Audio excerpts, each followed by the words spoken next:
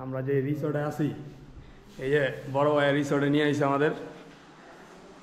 বড় ভাইয়ের পুরো হিরো লাগতেছে, দেখছেন? রাসেল কিছু কও বন্ধু।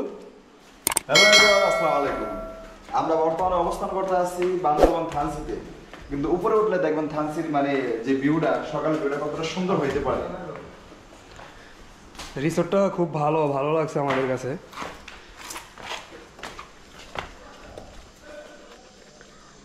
ও ওয়েলকাম টু থানসি। এখানে পাহাড় পর্বত মেঘের রাজ্য একটু দেখাও।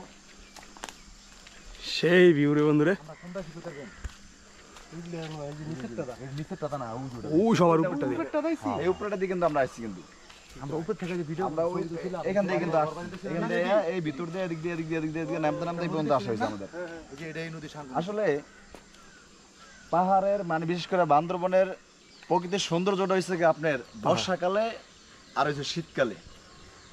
কথায় আছে যে সময় থাকলে তুমি ভ্রমণ করে নাও, একটা সময় তোমার টাকা থাকবে, ভ্রমণ করার কিন্তু তোমার বয়স থাকবো না। সো সময় থাকলে তুমি ভ্রমণে বেরিয়ে যাও। আকাশের ভিউটা দেখছেন, আর এই যে আমাদের রিসোর্টের আশেপাশের এরিয়া, এই রাস্তাটা যে খাড়া দিছে।